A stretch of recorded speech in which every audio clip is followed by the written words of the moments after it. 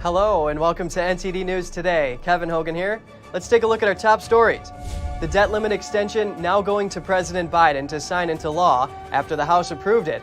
And the president hosting a meeting on the supply chain crisis. What's causing it?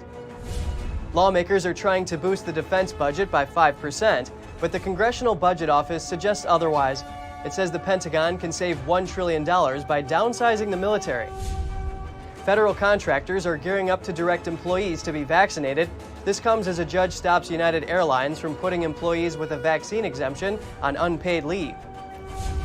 And a music professor is getting canceled for showing a film that has blackface. His students complain that he didn't warn them ahead of time. Now, even the school is taking action.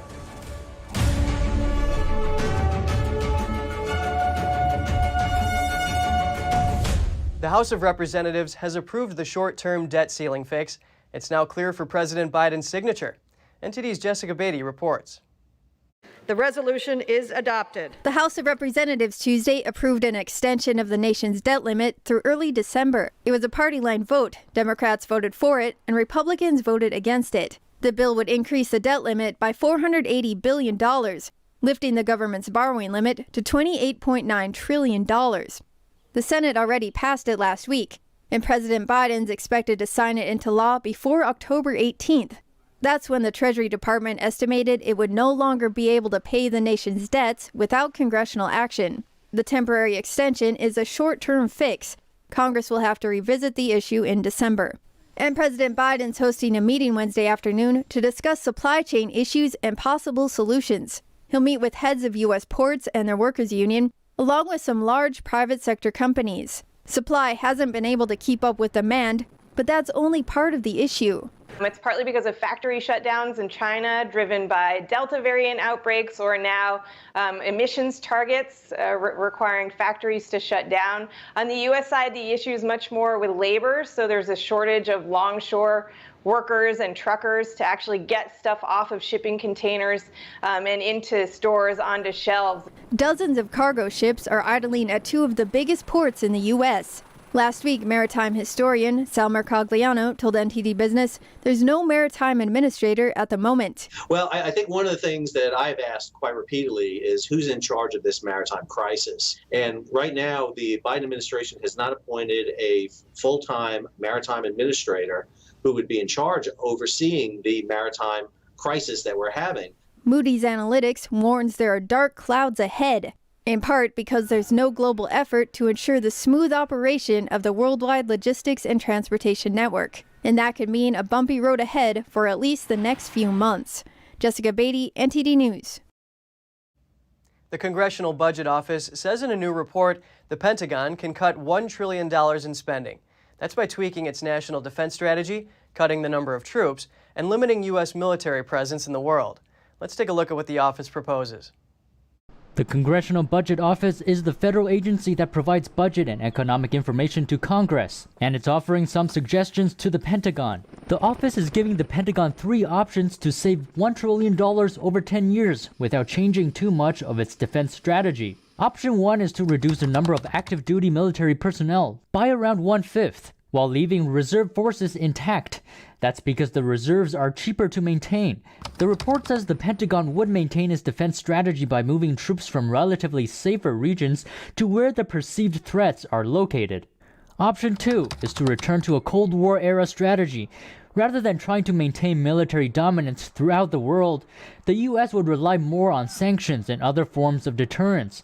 The report says, for example, China will be deterred from attacking Japan or Taiwan by the presence of a coalition of regional combat forces that was far enough from China's mainland to avoid attack but near enough to respond quickly. As for option 3, it suggests withdrawing U.S. forces from certain regions and focusing them on controlling what's called the global commons, like air and sea trade routes.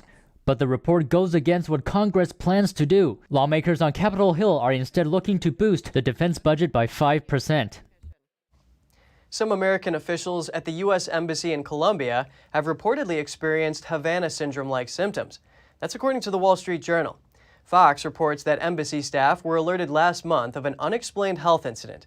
Staff were alerted again at the beginning of the month to more incidents. The embassy in Colombia's capital of Bogota is one of the U.S.'s largest. It deals with drug operations in the region and contends with issues arising from nearby Venezuela. Blinken will soon embark on a Latin American tour and is expected to visit the embassy. The mysterious symptoms first appeared among U.S. diplomats and intelligence officers in 2016 in Cuba. It has since been reported by a number of American diplomats and intelligence officers in various regions of the world. And Vice President Kamala Harris delayed a trip to Vietnam after officials there reported symptoms. U.S. Democratic Congressman John Yarmuth just gave his party one more thing to worry about in next year's midterm election. The powerful Kentucky liberal has served 13 years in Congress, but 2022 will be his last. After every election, I was asked how long I intended to serve, and I never had an answer. Today, I do. This term will be my last. Yarmuth's Tuesday announcement is bad news for Democrats. They already hold a slim majority in the House of Representatives, and the president's party typically loses seats in the midterms anyway. Yarmuth's retirement puts his seat at risk, and he's the only Democratic congressman from Kentucky. He said he's in good health, but he's turning 75 by the end of his term and wants to spend more time with his grandson. A Marine officer who was arrested after criticizing senior military officials is set to plead guilty. He got in trouble for posting social media videos blaming the military over the Afghanistan pullout. Lieutenant Colonel Stuart Scheller was charged with contempt toward officials, disrespect toward superior commissioned officers, and willfully disobeying a superior commissioned officer, among other charges. In August, a video of his went viral, alleging top military leaders were not taking responsibility for how the Afghanistan withdrawal was handled. He continued to post to social media after being ordered not to, and was then arrested. Coffee or Die reported Scheller will allegedly plead guilty to some charges in hopes of avoiding a prison sentence. He could instead face either an honorable discharge or a general discharge under honorable conditions. Scheller's hearing is set to take place at the same base where he was detained. 4 Oregon Republicans filed a lawsuit this week challenging the Democrats' redistricting proposal. The GOP alleged that the Democrats' new maps favor their own party, an action that amounts to partisan gerrymandering.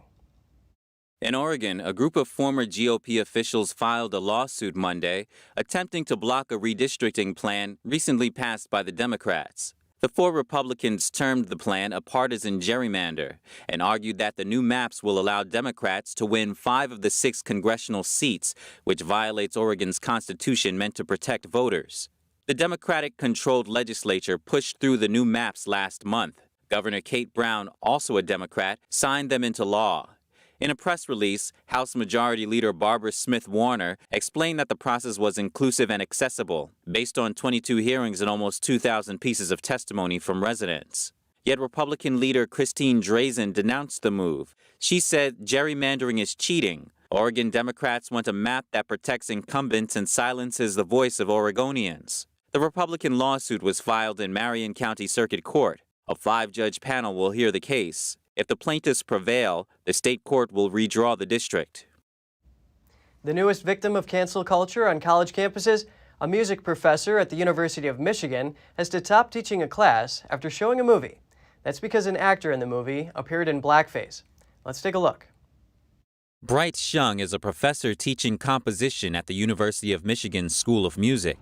Now another professor will take over a seminar on Shakespeare he used to teach because Shung played this movie to his students, the 1965 version of Othello. He used it to show how a composer adapted Shakespeare's play into an opera. The actor that played Othello, Laurence Olivier, wore blackface for the role. Students reported the professor to the school's Office of Equity. They complained that Shung didn't warn them about blackface or contextualize it. One of the students says she was shocked that Shung would show something like this in something that's supposed to be a safe space. Shung apologized to his class later that day, saying the film's casting was racially insensitive and outdated. In his apology letter, he listed people of different races he's worked with during his career to show that he's not discriminatory. But the apology only drew more backlash from students. In a letter, 33 students and 9 faculty members at the school demanded that Shung be removed from the class. Days later, the university's School of Music announced Professor Shung's actions do not align with our school's commitment to anti-racist action, diversity, equity, and inclusion, and the school removed Shung from the seminar. A Maryland couple has been charged in an espionage plot involving nuclear submarine secrets. They made their first appearance in federal court Tuesday. The hearing for Jonathan and Diana Tebbe took place in Martinsburg, West Virginia. They'll stay behind bars for now, pending a detention hearing on Friday. The judge also determined they can't afford a lawyer, so they'll be appointed one. Prosecutors accuse the Tebbes of trying to sell classified information on nuclear submarines to another country in exchange for millions of dollars in cryptocurrency. The country, which has not been identified, notified the FBI, which launched a year-long sting operation. The husband and wife are each charged with 2 federal crimes, but have not yet entered a plea. If convicted, they could face life in prison. This week, California firefighters continue to battle flames and heavy winds. One wildfire has shut down the state's iconic Highway 101, while another in the north leveled structures in a mobile home park. Yeah, we're in the fire. The raging Alisal wildfire in Santa Barbara, California, scorched more than 13,000 acres by Tuesday, forcing the partial closure of Route 101 along the Californian coast. Video footage shows thick smoke and the blaze burning by the side of the major highway. The brush fire sparked Monday near the Alisal Reservoir and swelled quickly in size due to high winds. Officials said thousands of residents have been evacuated. In Northern California, fire crews in Sacramento County are seeking to fully contain the Brannan fire. Since it broke out on Monday, the flame has razed 25 mobile homes, 16 recreational vehicles, and a park building at the Rancho Marina Mobile Home Park. No injuries were reported and the cause is still unknown. Aerial video taken by a drone shows numerous foundations at the park where mobile homes stood just a few days ago. Windy weather in northern and central California is expected to subside, but red flag warnings for extreme fire danger are expected to reappear on Thursday. Pacific Gas and Electric, California's largest utility, is considering cutting power when the gusty weather returns. The White House says the federal government's rules on the vaccine mandate for private businesses are still in the works. And in regards to this, thousands of companies face losing their federal contracts. That's because they have to comply with Biden's vaccine mandate by December 8th to continue to work.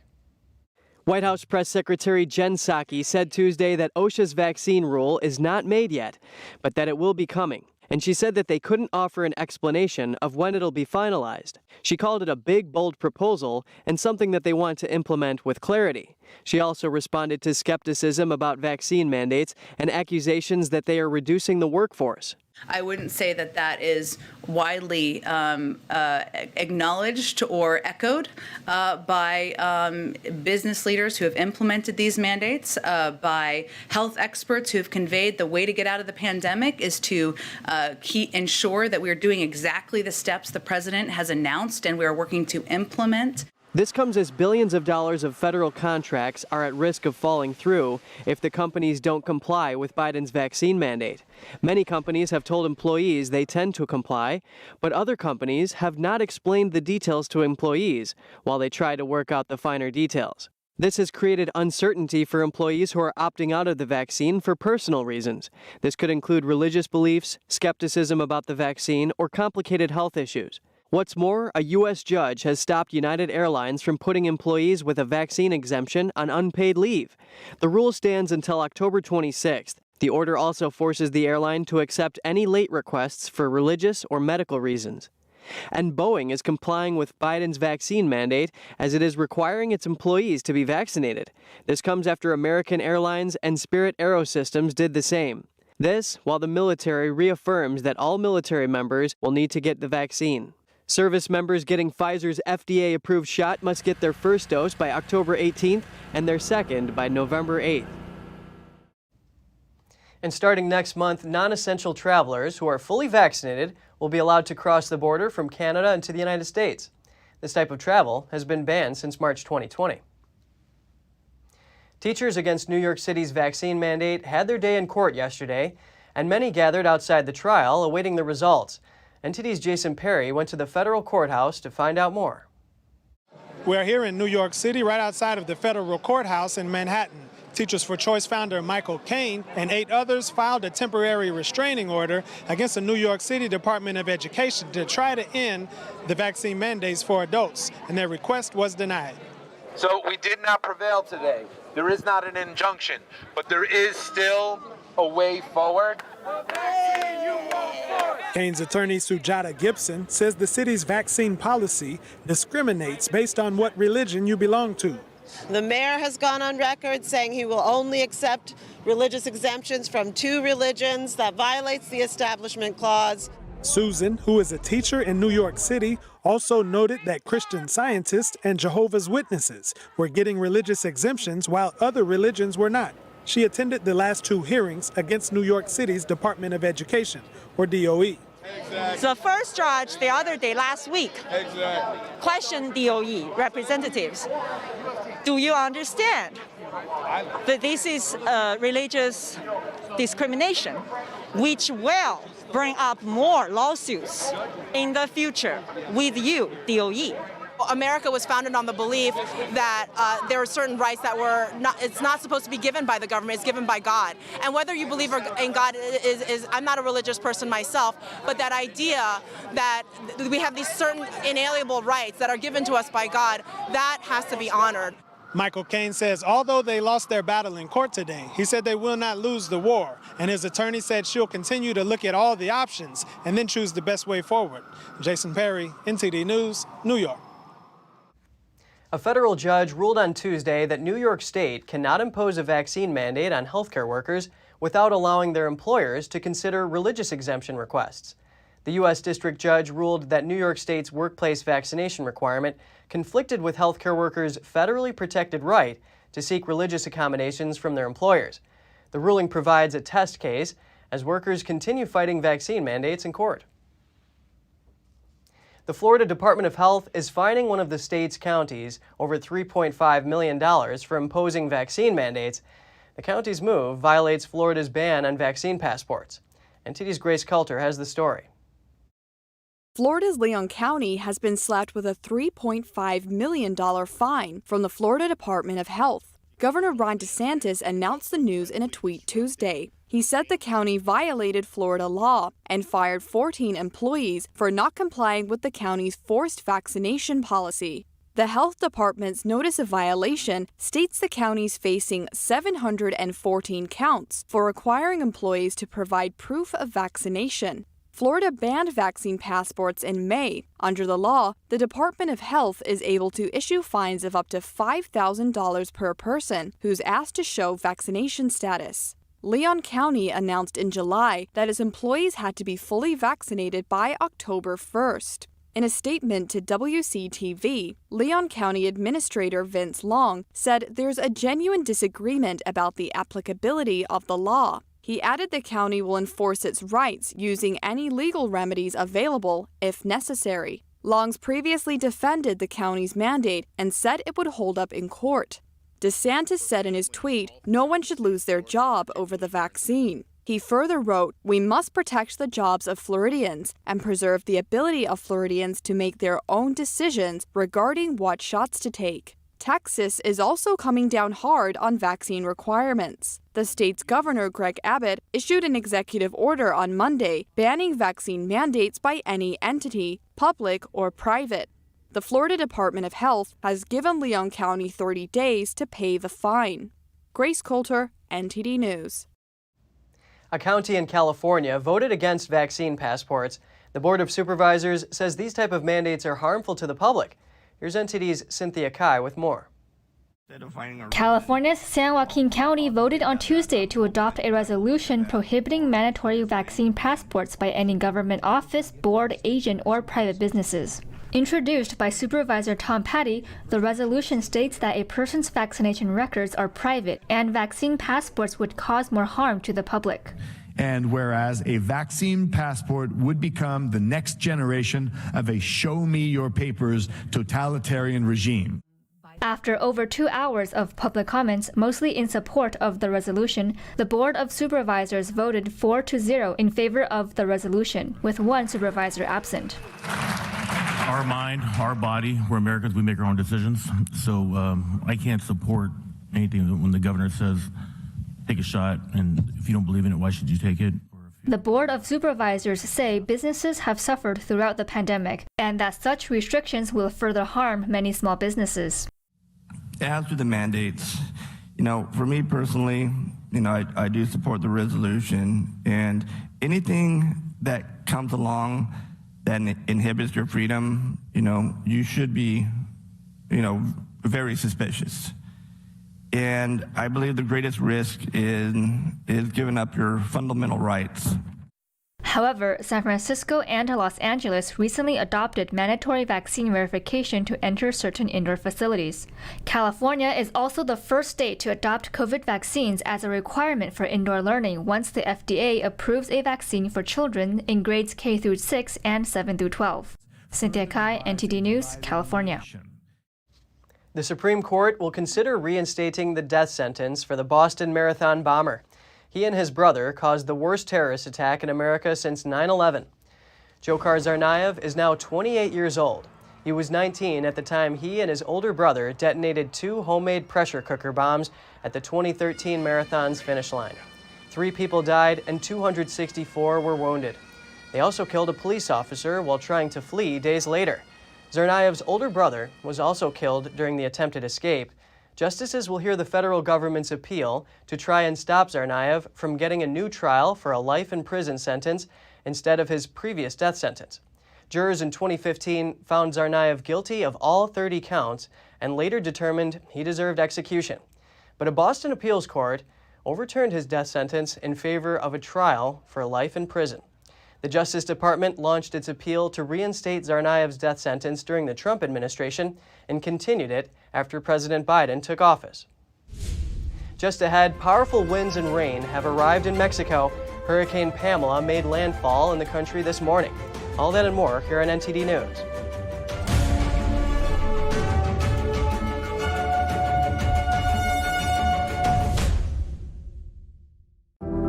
Secure, the true solution for your digital privacy and security. Secure is a private and secure messaging and email solution hosted in Switzerland, using military-grade encryption and Swiss privacy laws, giving you true privacy. Secure is 100% private and does not collect or sell any of your personal data. Secure's Helix technology connects you securely to our Swiss servers without the need of a VPN, guaranteeing privacy and security for all your communications. Secure Messenger doesn't require your phone number or any personal data that hackers target. Chat by Invites allows you to chat privately and securely with anyone outside of your secure network without the need for others to download Secure. Secure Send offers you a private and secure way to email anyone outside of Secure. You won't find this level of privacy or security on any other email or instant messaging application. Visit secure.com. Regain and protect your privacy today. Why could gold and silver prices be headed much higher? The Fed keeps printing more money. The dollar is getting weaker and weaker. And now we have the threat of rising inflation. How can you protect your hard-earned savings? In an environment of high degrees of uncertainty, much higher levels of volatility, I think you're going to see a bigger gravitation towards the idea of ownership of gold. Plagues and wars and regime changes, gold and silver have held their value through all of that and more. What you really need to do, get yourself some real, genuine protection that can be found in precious metals. Call for these special reports and Precious Metals Guide. Find out how high massive money printing and inflation could send gold and silver prices. I think gold and silver will win big. When you call, ask how you can get $5,000 in bonus gold or silver. Call 800-960-3100. 800-960-3100.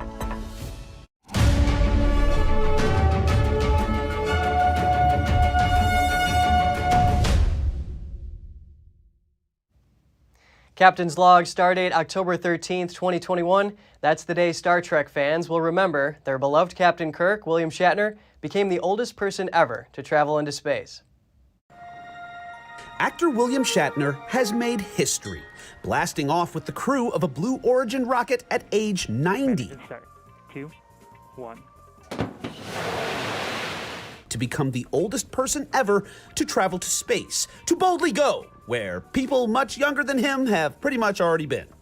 Shatner's trip to suborbital space and back was a short one, only about 10 minutes, but that didn't keep throngs of fans from being excited about the voyage. I thought it was really, really cool that somebody from Star Trek was actually going to be going out into space. But at 90, he's done it all. Why not? Live long and prosper. As a celebrity, Shatner will likely never be able to slip free of his bond with Star Trek, but at least as an amateur astronaut, he was able to slip the surly bonds of Earth, boldly going toward the very stars that made him a star, if only for a short time.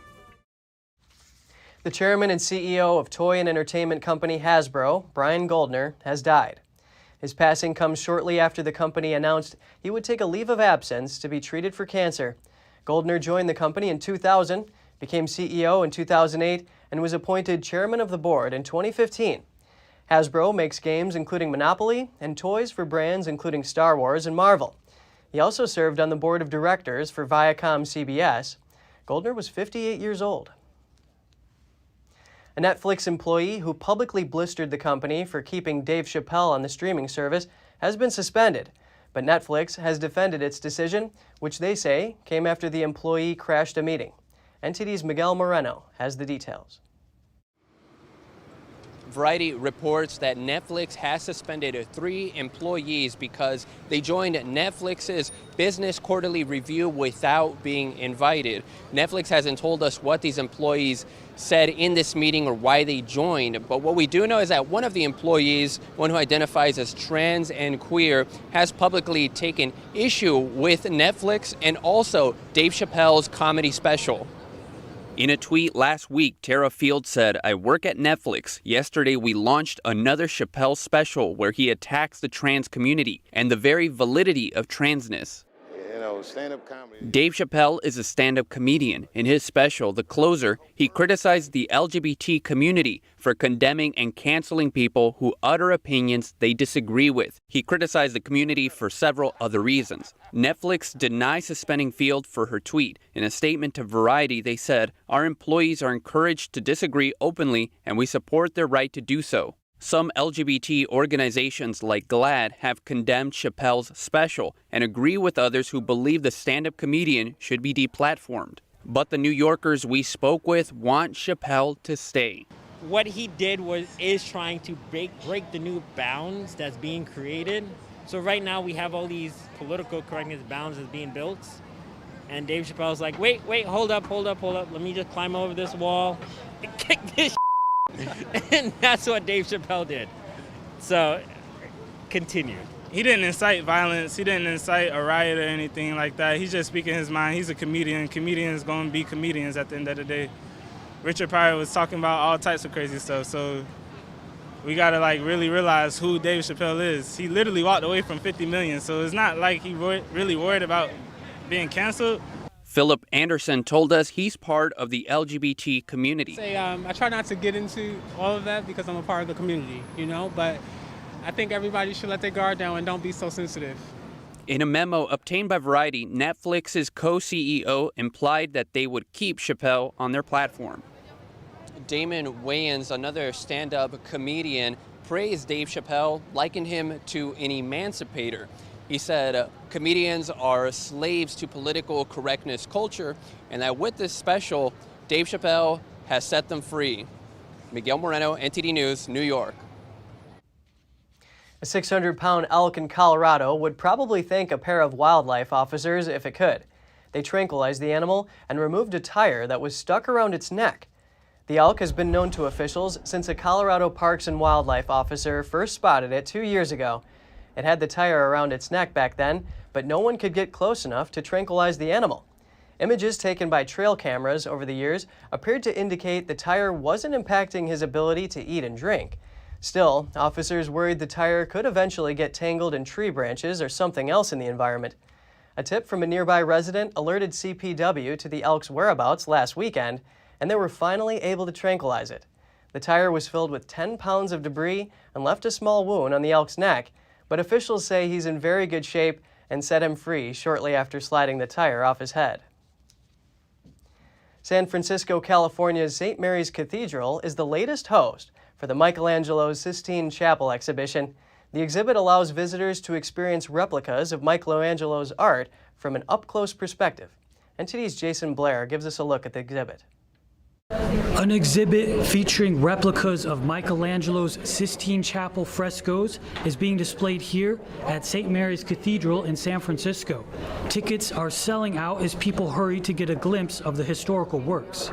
Since a lot of people have not been to the Sistine Chapel in the Vatican in Rome, so we bring Sistine Chapel here.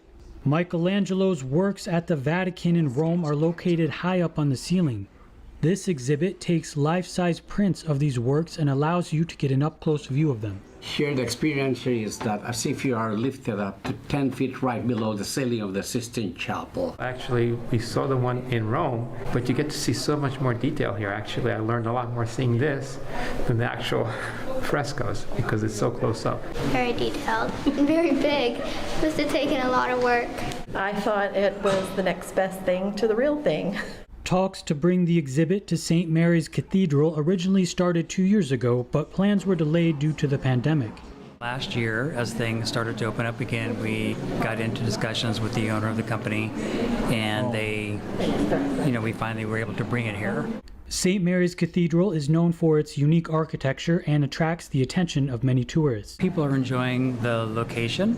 They're coming to the cathedral, and they are surprised at the size of our venue because it really is dimensionally very close to the Sistine Chapel. The church through the centuries has always been a purveyor and a guardian of the arts. I learned a lot, not only each individual picture, but the whole process that he used. It was so enjoyable.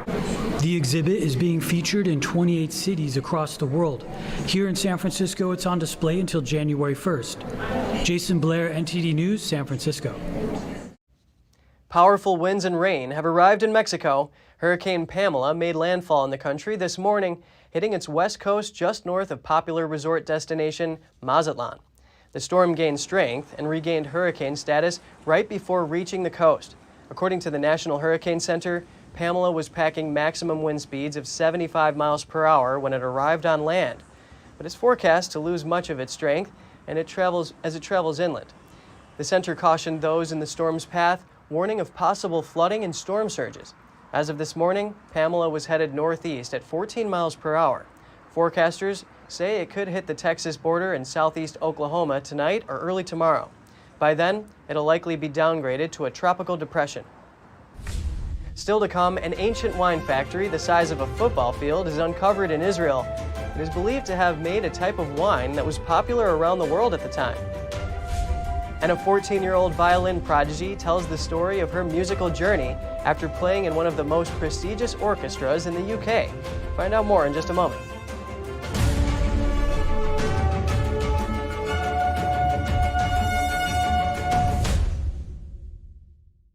I will bless those who bless you. Here in Israel and the former Soviet Union, the Jewish people are living in very difficult times. There are now thousands of destitute, elderly Jews who are desperately in need of basic food. The International Fellowship of Christians and Jews is on the ground with survival food boxes, but the need for food is growing. Call or go online now and say, I will bless these children of Abraham.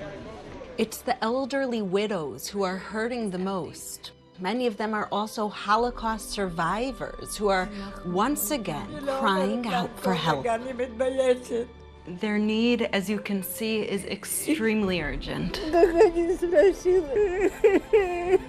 Right now, you can give a gift of life of $25 that will help rush an emergency food box to an elderly Jewish person who doesn't have enough to eat. When you call right now, your gift's impact will be doubled to help save lives. For over 35 years, this trusted ministry has given Christians like me a way to tangibly bless Jewish people who are in need throughout the world. Wherever in the world the Jewish people have the greatest need, our spiritual mandate is to feed the hungry and to care for the widows and orphans. Together, we bring them comfort and love, but just as important, we bring them this life-saving food box. When you call right now, your gift's impact will be doubled to help save lives. Without your response, their pain and suffering will continue. Call or go online now and say, I will save a life. I will bless and comfort the Jewish people.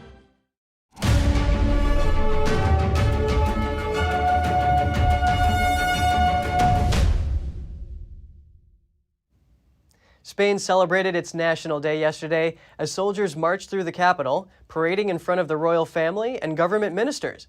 The celebration marks the landing of Christopher Columbus in the Caribbean and has met with debate in light of the history of Spanish colonialism.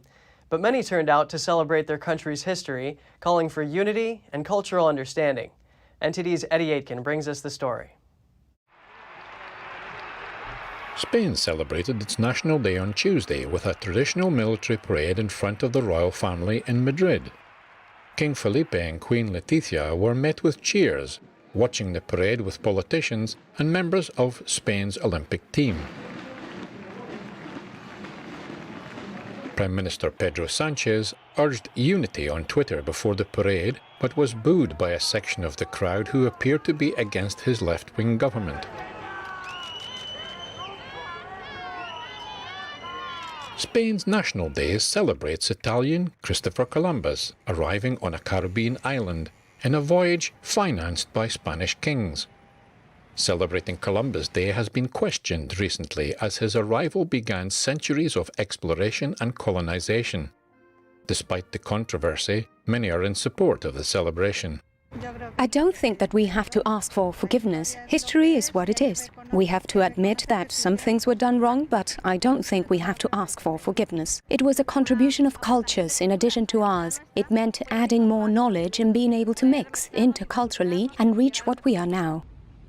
Earlier on Tuesday in central London, the statue of Christopher Columbus was doused with red paint. The UK has recently explored a policy of retaining and explaining statues. City of London authorities agreed to add plaques to statues of merchants to explain how they profited from the 18th century slave trade. Eddie Aitken, NTD News. European leaders are alarmed by soaring energy prices and uncertainty over whether Russia will increase gas supplies to the EU. Despite President Putin's assurances that Russia is sending more gas to Europe, Gazprom continues to prioritize the Russian market amid accusations that it is trying to force approval for the Nord Stream 2 pipeline. The U.S. and some European nations oppose the pipeline, which they believe will increase Russia's power as the EU's primary gas supplier. Soaring energy prices are causing alarm among European leaders and sending shivers through global markets. Europe's natural gas prices have rocketed almost 600% this year. Consumers facing a huge jump in fuel bills are worried current storage levels will be insufficient for the winter. The European Union imports 41% of its gas from Russia and 16% from Norway. But whilst Norway is stepping up supplies to the EU, Russia is sending out conflicting messages on whether it will follow suit. Last week, President Putin said Russia was boosting gas supplies to Europe to stabilize the market. But the deputy CEO of Russian gas supply company Gazprom said it was continuing to pump natural gas to Russia's underground storage facilities. Gazprom also said this week it would prioritize its home market over exports because it expected a cold and snowy winter. Some parliamentarians allege that Gazprom is trying to force swift approval for Nord Stream 2, a pipeline that will send Russian gas to Germany. Russia has repeatedly denied any political agenda. The US and some European nations oppose the project, saying it will make the EU even more dependent on Russian fuel. EU ministers debated whether the bloc should begin jointly buying gas to improve their bargaining position and form strategic reserves. The EU Energy Commissioner says underground gas storage is more than 75% full across Europe, and countries have enough to cover their winter needs. But EU gas stocks are at a 10-year low. Eddie Aitken, NTD News. A 1,500-year-old wine factory the size of a modern-day football field has been unearthed in Israel. It shows how vintners met demand for high-quality white wine that was popular throughout the ancient world. An ancient wine factory the size of a football field has been uncovered in Israel. It's a glimpse into how the drink was made some 1,500 years ago. The stone structures are well preserved, from the platform where grapes were piled up to the grape-stomping floor and collection basins. John Seligman is one of the excavation directors, and he says the sheer scale of the factory is astounding. The big deal is the size of this complex, and also the fact that it's all clustered together to create one sort of whole unit. That's never been found in this kind of quantity, or this kind of clusteredness, if that's a word. So the fact that we have all of this together in one place is what is the new aspect of this excavation. The country's Antiquities Authority has estimated over 500,000 gallons of wine were produced per year in these 5 presses.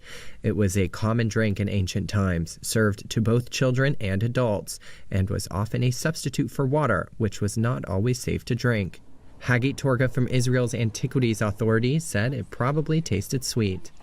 The taste of Europeans at that period was a sweet wine, because a lot of times in order to prevent from getting sick from the water, you pour wine into the water, and then even babies and small children drank water with wine.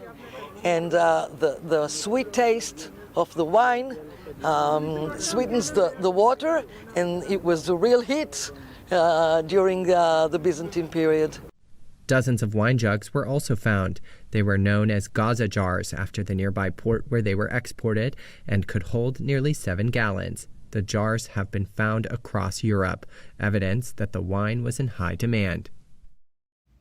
Turkey's newest park is an underwater museum of 14 largely intact shipwrecks.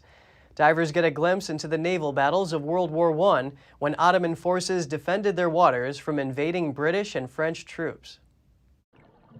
Gallipoli Historic Underwater Park is one of Turkey's newest attractions. 14 shipwrecks beneath the waves of the Dardanelles Strait give divers a glimpse into the fierce battles of World War I. We were waiting for a long time for this underwater historical park to be opened, and today that is the fortunate day. The park has 14 different shipwrecks for all different levels.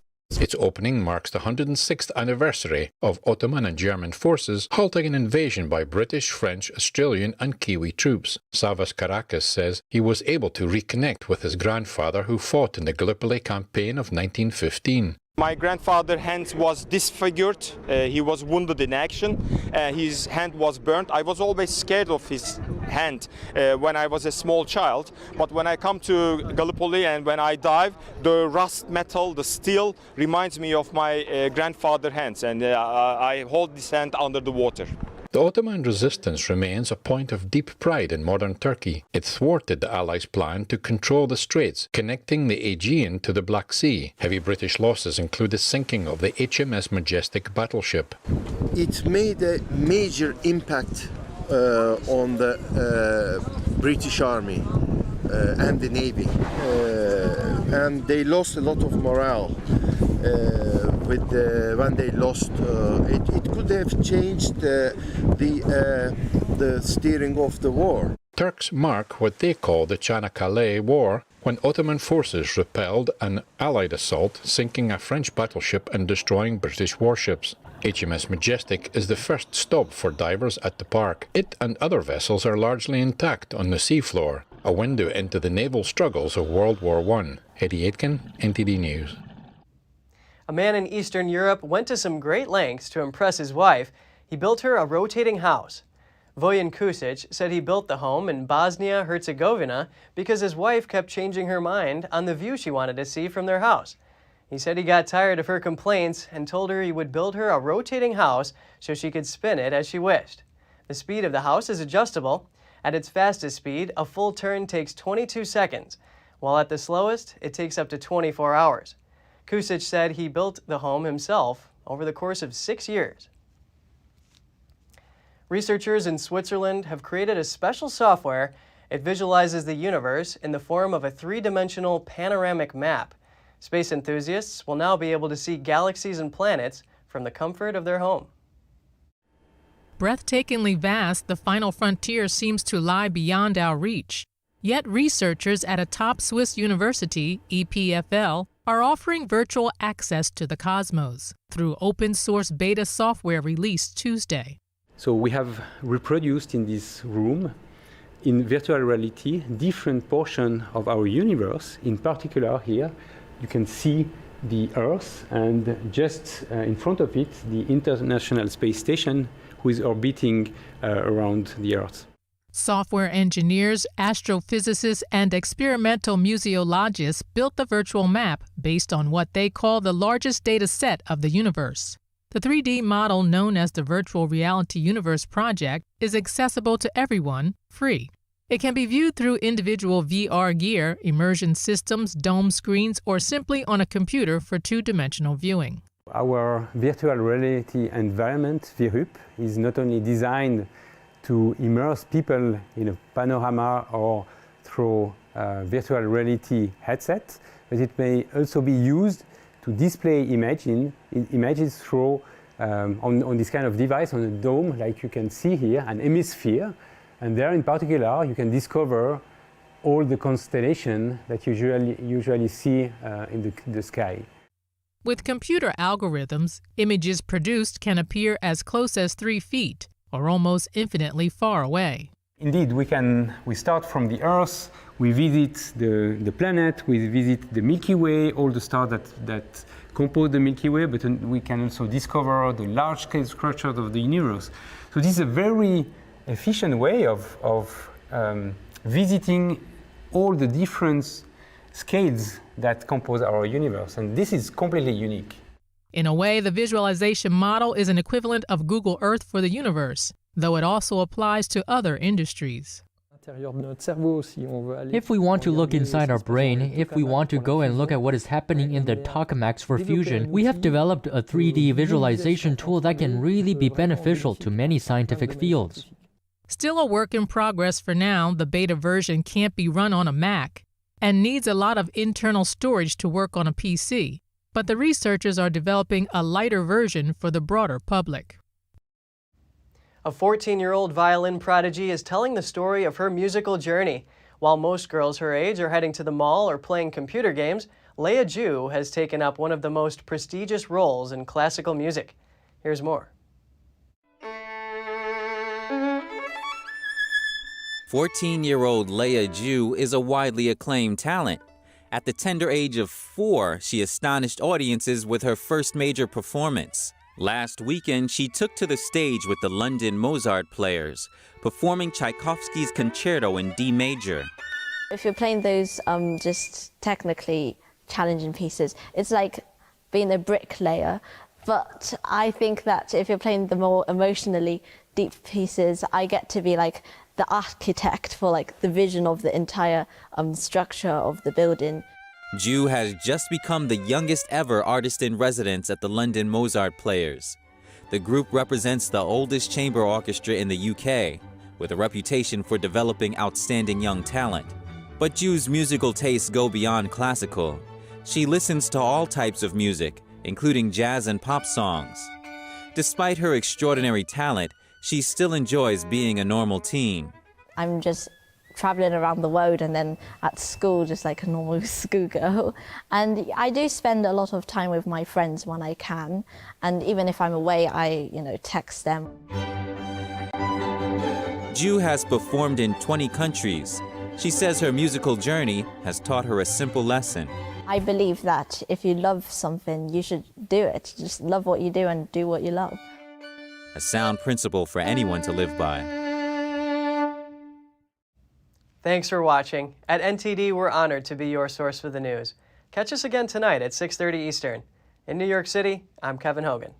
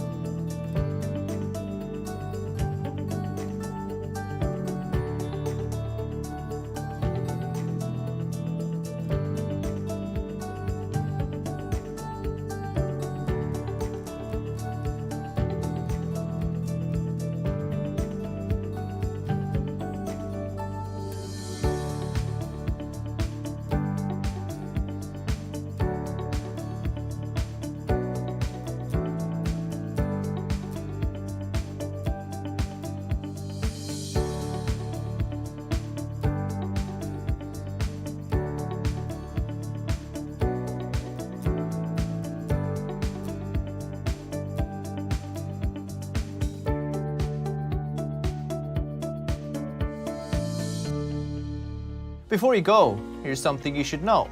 Don't forget you can catch all of NTD's programs on television. NTD Business premieres live Mondays through Fridays at 5 p.m. We broadcast to many of your favorite platforms, Apple TV and Roku, for example. We're also rapidly growing on cable, satellite, and over-the-air all across the United States.